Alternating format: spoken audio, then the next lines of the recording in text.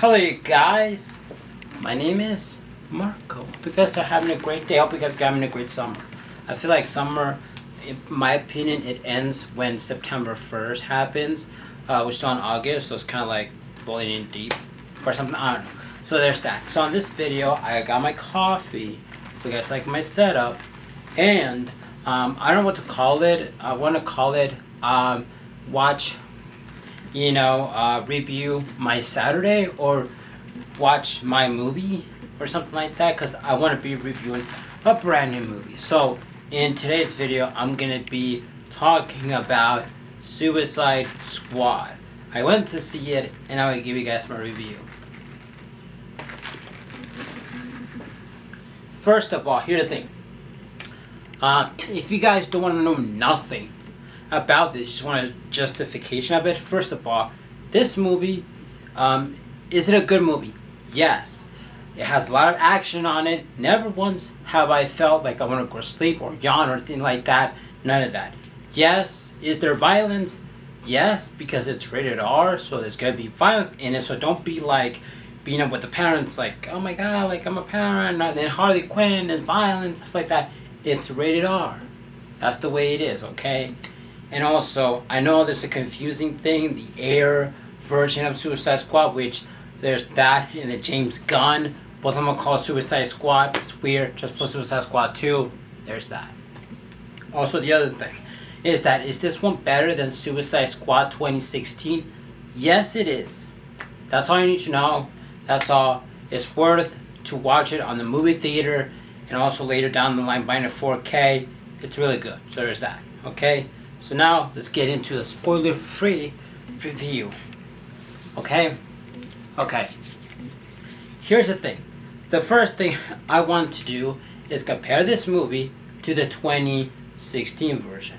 It's kind of funny because Jared Leto, the guy that played the Joker, which I think is fantastic, he basically complained that he wanted this movie to be rated R, and it was PG-13. Obviously, 2016 had a whole bunch of studio interference. There's that. It's kind of funny that they finally made it rated R, and yet he's not in it.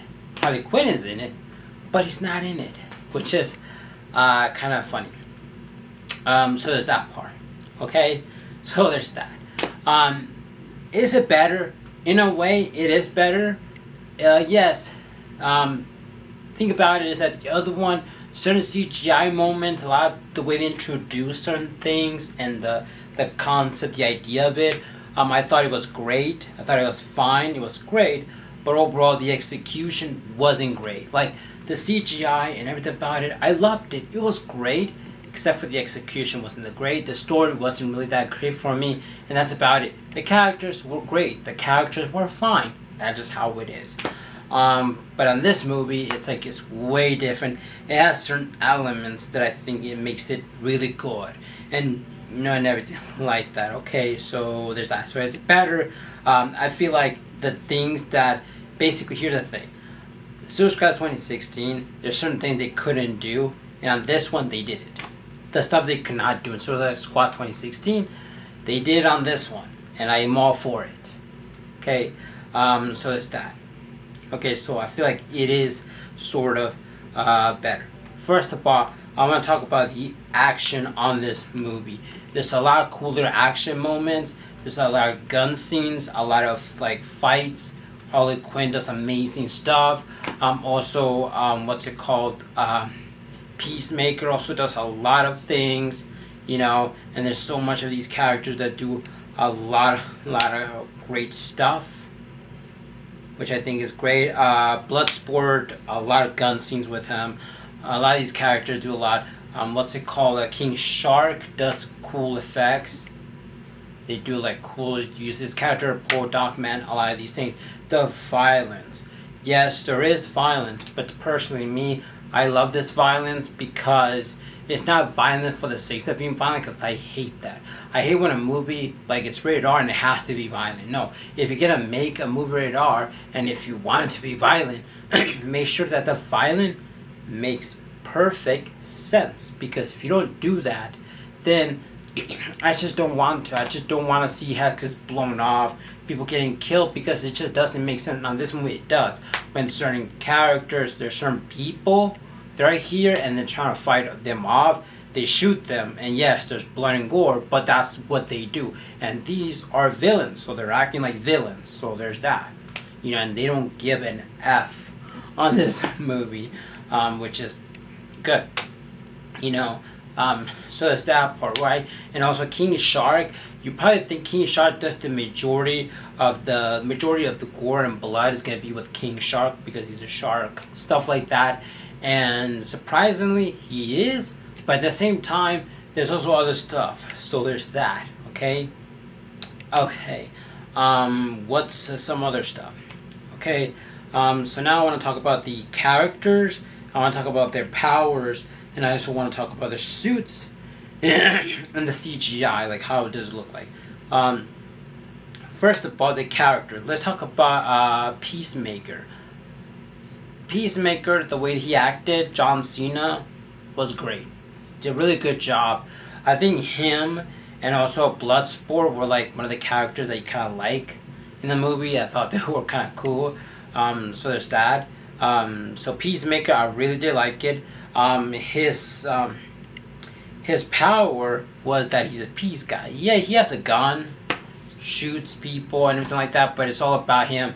Like his brain set, his mindset is all about peace, and I want to do peace as much as possible, and that's what you see in the trailer. So there's that part.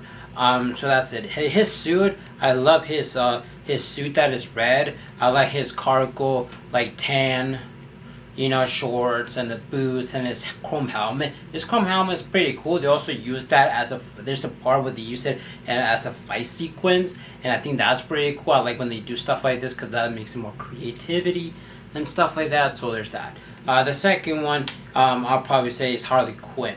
Harley Quinn does a really good job. Her outfit, but at first you're gonna see her with one of those suits. We probably saw it in the trailer when they were talking about the Weasel and stuff like that. Well, Harley Quinn is wearing one of those like those leather type of suits and stuff like that. And then after that, something happens, and then she gets that dress, that red dress that you guys see on the trailer. And do I like it? I think it's fine. The red dress is fine. It's weird how she gets it. Just this dress. I don't want to spoil it too much, but she gets the dress and it's fine. She puts boots on them because she has boots. She has boots on the dress, and I really do like it. Her powers are basically like she's able to shoot and kill people, like Harley Quinn, the way that she does. There's that. The CGI on her, there is a sequence where she doesn't need CGI because she's badass, but there is a sequence in the movie that they do some CGI effect to make her like killing people, whatever she's doing, to make it more stylized, more interesting. So there's that part. The other thing is Bloodsport. Bloodsport. He's pretty cool. He has a cool suit where it's like a futuristic suit, and he's basically the leader. That's his character. He's an assassin. His gun is fucking amazing. The CGI they did with that gun is really great. There's a part where it's just like busting out guns left and right, flamethrowers and everything like that, and it's pretty damn cool. I wish I can do that. I love his character. He's more like a leader, focus, guns. That's how it is. That's his power. CGI is what he does with those things. So there's that, and the fight sequence he does is really, really amazing. Now I want to get to Polka Dot Man. Him as a character, he looks like he's very not shy, but very intense, very anxiety, very like oh my god, like this and that. And his polka dots, his suit is great. I love his suit. A bunch of polka dot looks like he made them himself. There's certain things that they did with polka dot which we were thought like wow, that's pretty cool. They actually made him like he's a polka dot superhero's polka dots, and they did certain things, some CGI thing that made it to be pretty cool. And also his powers, where he actually says he actually throws polka dot. It's actually pretty damn cool. Like I'm glad they did something really cool, not just something flimsy. So there's that part. And then we have the Rat Rajner or something like that is that female right there that she wears like a hoodie, whatever. Her character is more like tying in the whole group together and stuff like that. I don't know if the trailer show her power, so I don't want to spoil anything like that. But she is a really good character. I really, really do like her. There's many other characters like Pete Davidson's character, which is Dick Hart. There's that character. He's pretty cool. He comes in. Obviously, he was in prison. A lot of these characters are in prison. Also, like the guy that came from Guardians of the Galaxy that has long hair and stuff like that. They're all freaking amazing. Amanda Waller, she's perfect cast. She's amazing in this movie. Like, I will give her an Oscar because she was really good. I fucking loved her in this movie. You know, I kid you not. Amanda Waller, you are amazing in this movie. She's perfect casting. The actress. I believe her name is Viola Davis. But yeah. I actually have right here on my laptop and actually have all the actors' name because I forget them. There are a lot. You know, and there's also like Rick Flag. He's pretty cool. I love his suit. He's basically action guy with guns blazing, buffed out. I did saw him in the Cyberpunk Netflix series. I don't know what's it called, but there's that. I forgot what it's called. And there's just so many other actors out there that I forgot their name and stuff like that. There's that. So that's just all basically the character. The CGI on this movie. King Shark, played by Sylvester Stallone Sly. I don't know if he actually wore a mocap suit or something like that. I don't think so, but I believe that he did do the voice. What's it called? King Shark. He looks so good. Certain scenes, he looks so realistic. You know, close-up shots and far away shots, he also looks really good. And the thing about it is that sometimes I baffle, like, oh my god, it's King Shark. He looks so good. And other times I forget that he's CGI. That's how good they made him. He's pretty good and stuff like that. Yes, there is CGI on this movie. There is. I'm not gonna lie. Half of it is basically practical effect. The other one is CGI effect, which I love when they do that. Blended both, and it's really good. It's executed really great. Sometimes you don't even notice what's CGI and what's not.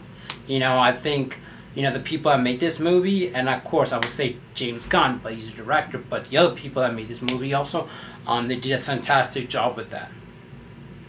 Okay, so the other thing that I also like is that sometimes some sequence they did these title cards where basically they made 2 weeks later or something like that, but they integrated into a movie, but it did in such a subtle way where they only did certain moments, but not all the time. The action was there when some certain moments were there. They did not do it, and I really did enjoy that. Also, they did the idea where they was like they start out like this one scene, and after that they were like, oh yeah, this much earlier, and then now and they did good. I think they handled that transition really damn good.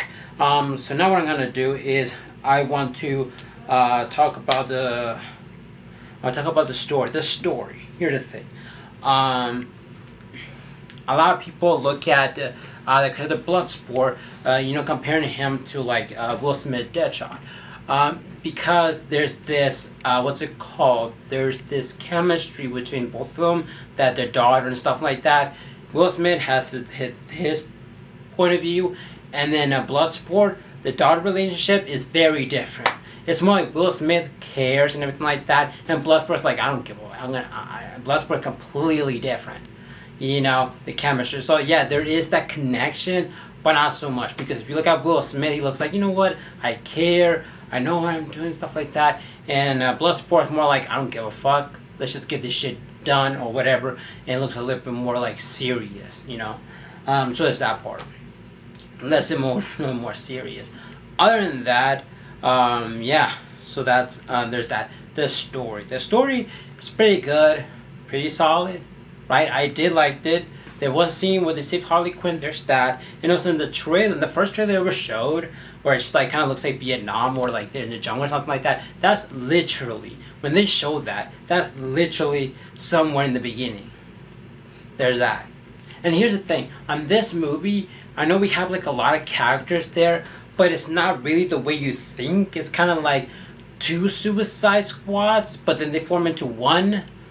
or something like that. Like in the beginning of the movie, they introduce some characters, like some 2 or 3 or something like that, but they introduce them like well executed. They didn't do it like Suicide Squad 2016 with the whole title cards and everything flashing, which I did liked it, but the execution wasn't there. Like the whole animation, the whole graphic thing, I thought it was well done, but the execution wasn't really there. Like that's not how you do it. You do it differently. But on this one, they just went right through it. Like just start out, okay, this is what it is, boom, boom, boom, and that's it. And yes, Amanda Waller, she does have the power. Like in 2016, they said, look, man, if you wander off, do something, your head's gonna get blown off. And no heads got blown off because nobody actually did it. But on this movie, since James Gunn said, don't get too attached to their characters because they're gonna get destroyed, they're gonna get blown up, right? Exactly. On this movie, Amanda Waller was like, I don't fuck around. I'm gonna press one of these buttons. These buttons will be pressed, and that's just what it was, and they actually did. That's the violent part of it. Some of the violent part, So there's that, and I really had fun with this movie. Talking about how much time do I have? So there's that, and it was really great. The cinematography was just amazing. There was a scene where Bloodsport actually put a pen to Amanda Waller's neck almost, and they said she said stand down, and then she also said stand down, but she said twice. I wish she would have said a third time to make it more powerful, but still it was great. Probably the best scenes for me is Amanda Waller, Peacemaker, all the characters, Suicide Squad, there's that, and there's just so much stuff. The cinematography there is really great. Harley Quinn scenes were really great. Peacemaker were really great. A lot of these scenes were really great, well lit up and all that stuff. But to me, I'm not so much into, like, I love cinematography, stuff like that, but I'm not too much informed because I'm just a casual that watches movies and I just enjoy a lot of these things. I know a thing or two how to make a movie, but once I go to a movie theater, I turn that brain off and just enjoy the movie. I can't really nitpick all the wrong thing. There are certain things that I just didn't really like because, first of all, there's only one thing. The villain, close to the end, I was like, what? Like, huh? Like, I didn't like it 100%. It wasn't so much for me, but then the Suicide Squad crew that were there also were feeling the same. They were looking at the villain, they were like, what? So there's that. That was really interesting. So that's about it. Is this movie worth watching? Yes, it is. If you watch it at home, that's fine. But if you can watch it in a movie theater, that's even better. Is it worth paying $10 or whatever, how much money it is the movie theaters cost? Is it worth it? Yes, it is. Because I feel like if I were to watch it in my house, it would have been fine. But watching a movie theater is a million times better.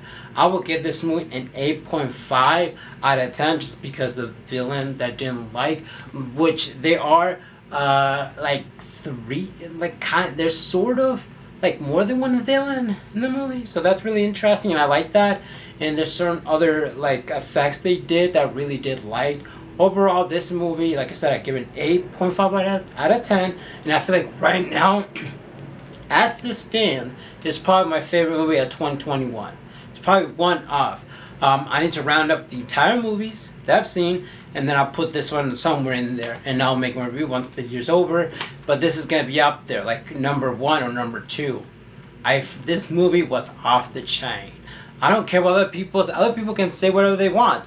I'm gonna say my opinion. This movie is off the chain, and you should go watch it. I fucking love it. I loved Harley Quinn. I love all of these. There's that.